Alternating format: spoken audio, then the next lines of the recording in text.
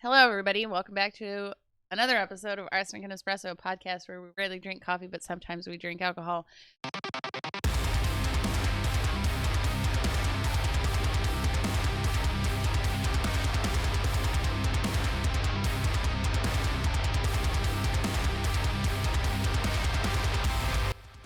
Tonight, we are reacting to... Not metal music. Not metal music. Metal adjacent music. Metal adjacent music. We are reacting to My Chemical Romance. Welcome to the Black Parade. This is part 2 in our reaction to them in particular. Part something of our series of reacting to bands performing at the When We Were Young festival happening this October. If you came straight here from the last video, welcome back. Make sure that you hit subscribe so that you don't miss out on any of our My Chemical Romance reactions or any of the other bands that we're going to be reacting to, because we will be reacting to all 658 bands that are on this roster. roster. Oh, that's what it feels like, Right? honestly. There's so many. But if you're here for the first time, go check out the other video first and then come back to this one. I promise you it is a treat because it just is. Let's just dive right in. We are going to be watching Welcome to the Black Parade by My Chemical Romance. It was released in 2006 off of their album Welcome to the Black Parade, which is quite possibly my favorite album ever. Not just by My Chemical Romance, but ever. If it didn't cause a car wreck, I'd say it's top 10, but I'm holding a grudge. So no, you might have had a bad experience with it. I had nothing but fantastic experiences with the album. I loved it so much. It was I mean, for all of us, it was a weird time in my life. I was 16 years old. I was going through it, or at least I thought I was, and this was just the best thing that could have happened to me at the time. When did I meet you? 14. Okay. I was like, guess I'm not the best thing. I mean, let's be real. Oh my gosh, you turned. We weren't even dating yet. All right. So let's get to it. Yeah. All right. I'm so excited. This is one of my favorite videos for a gazillion different reasons. I don't know if I've ever watched the video. I don't know if you have.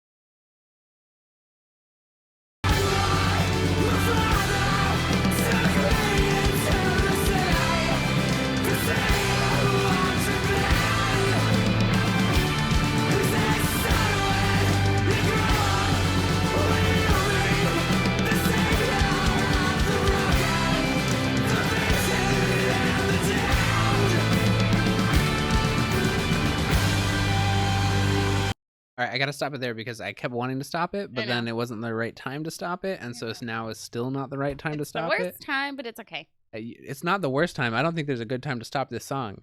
So there's not a good time. Sorry, but copyright reasons. No. All of it's iconic, right? I know. Every single part of it. Like, this is they've graduated from emo to theater kid emo, and it's iconic. It is. It is. I remember when this hit Hot Topic, and Hot Topic, like, You want band clothes? Right. You want band clothes? We got you. We got band clothes that make you look like a skeleton. Hot Topic went crazy with this, and it was fantastic. It was. They have to have like so some sort of good. stake in Hot Topic, right? I mean, there's I got to think be. so. Right? I mean, royalties they literally at least, sell their right? merch I there. mean, yeah. I know. Like but I to mean, this like, day, you feel get like- My Chemical Romance stuff. Watch the last video. I talked about how iconic Gerard Way's look was in that video. It became the stereotypical emo kid look of like a blazer and a tie and grungy hair, red eyeshadow, and it became the iconography that every emo kid, or rather many emo kids, based their look on. Right. Hashtag goals. Like for real, Yeah. for real. And then when this came out, emos were shaken to our cores because it literally, like, the fashion in this was so elevated compared to anything we had really been given at that point. Don't get me wrong. There were absolutely other emo fashion icons at the time who did very similar things with like military style clothing or marching band style clothing. Like military jackets have been around forever. I'm not saying that My Chemical Romance created that. Right. But this particular music video, this particular album, it presented something like, here you are emo kid, here you are emo adult. Gotcha. Right? And I feel like this bridged us into emo adulthood. Yeah. And allowed us to maintain our emo fashion in a more societally acceptable way. Okay. If that makes sense. I can see where you're going there. Because things like military jackets and things like that have been used in high fashion for decades. Right. And have been used as fashion inspiration for decades. And across all different types of media, it's been used. So it was something that, like, I feel like emo kids were able to take on and say, okay, I can still be emo. Yeah. But I can also go to this job now. Gotcha. Like, I don't know. It was just a bridge. Gotcha. It elevated the experience. At least it did for me. That makes sense. Yeah. The attire was iconic. The first note. Oh, that first is iconic. note. Right. Chills every time. You're every like, oh. time. It brings you back, like, to that moment, to that place in time where you were. The nostalgia hits you real quick. Yeah. I listened to this album so much I scratched the CD. Yeah. And it became unplayable. Yeah. Yeah. I believe it. I believe it. All right. Let's keep going. Okay. Do we go back to the beginning? Yeah.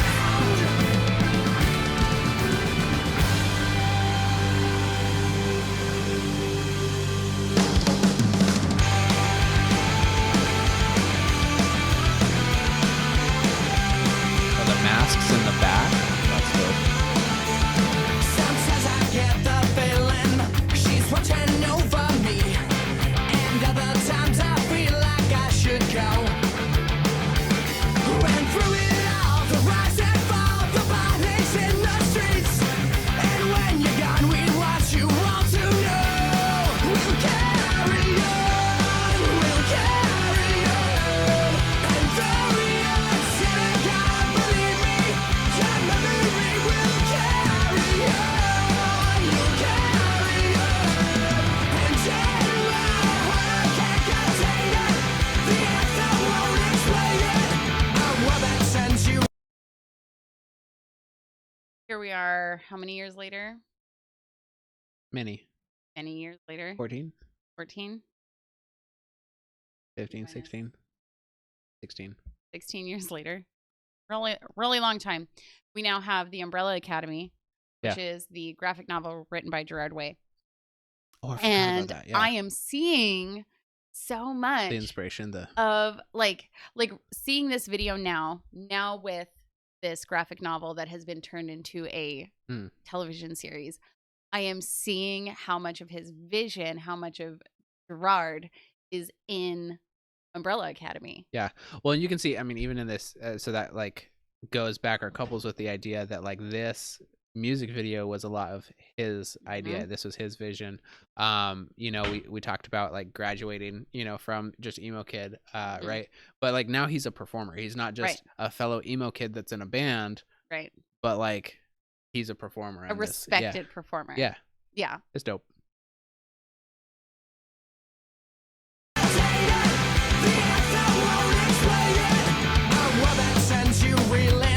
From decimated dreams, your misery and hate will kill us all. So paint it black and take it back and let's shout it loud and clear. Defiant to the end, we hear the call to carry on. We'll carry on, and though we are setting out, believe me, your memory will carry on. We'll carry on, and though we are broken and defeated, your weary widow marches. We carry through the fears. Disappointed faces of your peers.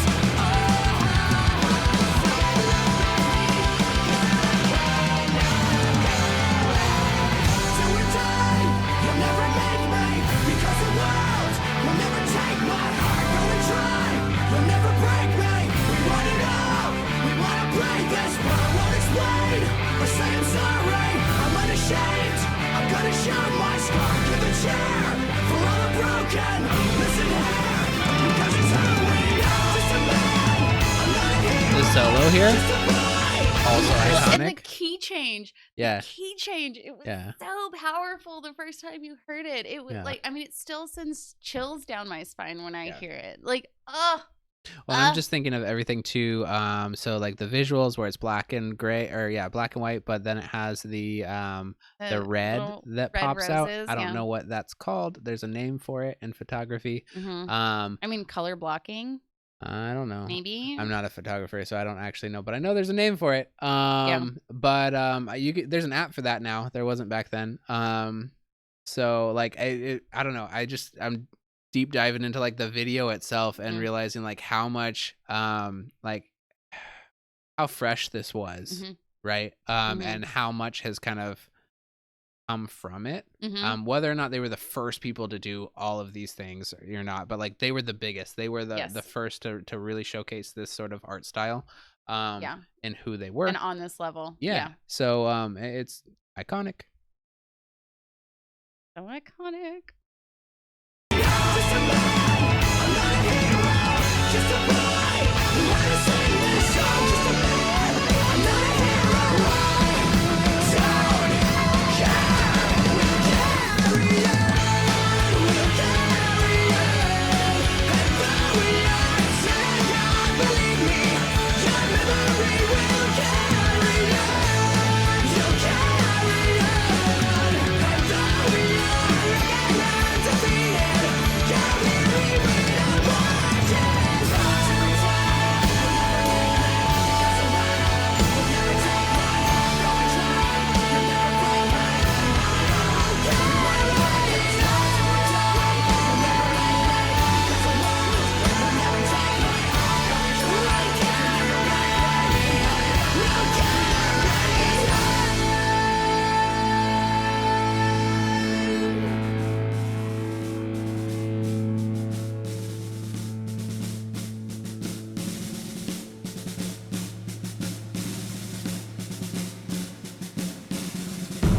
The snare drum at the end. Yeah. Got chills. I Every got time. goosebumps. And you've listened to this song before. Uh, And it's still thousands of times. Thousands of Yeah. times. It makes me just as emotional every single time. for sure.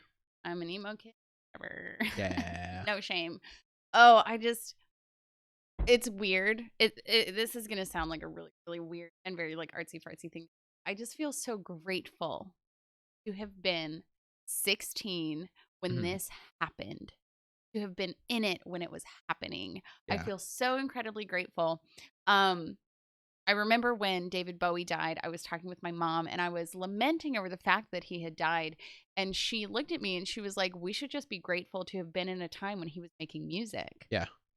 And I was like, Well, But this is the same for me. I am at a point where I just feel so much gratitude. Yeah. That I was there Yeah. for this when it was groundbreaking. Yeah.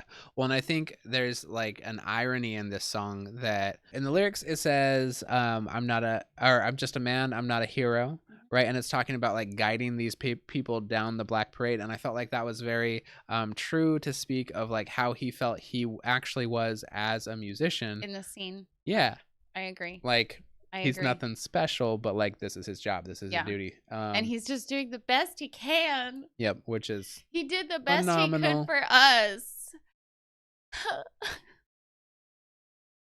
I get so emotional about it. I get so emotional, and I don't know if it will ever make me.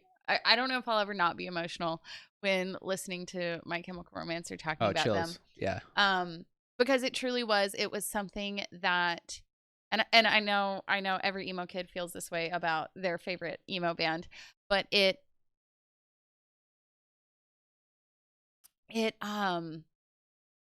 encompassed what we were feeling, and it put to words things that I think many of us struggled being able to put to words, or struggled being able to say. And I think it gave a lot of us a voice. It gave us a lot of us an outlet, in a time when we didn't feel like we had anything else. But so it allowed a lot of us, or rather it provided a lot of us with the acknowledgement of our existence, of our difficulties, of our personal struggles. It enunciated those frustrations. It goes without saying that My Chemical Romance set a precedence for music, for emo bands in general. And it felt like a personal attack when they didn't release anything else after this album. Right. And so every teaser ever since then has been an emotional roller coaster. Right. Every time that they've been like, oh, I'll never, when in 2016 on the 10-year anniversary of this album's release, on their Twitter they released a single Black Flag with the single note.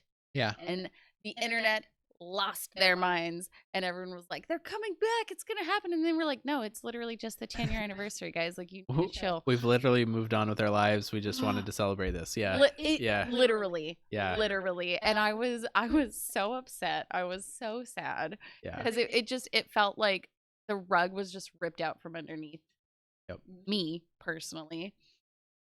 And then fucking 2020, they're like, we're gonna tour, and then the world was like, no, you're not. Just kidding. Yeah.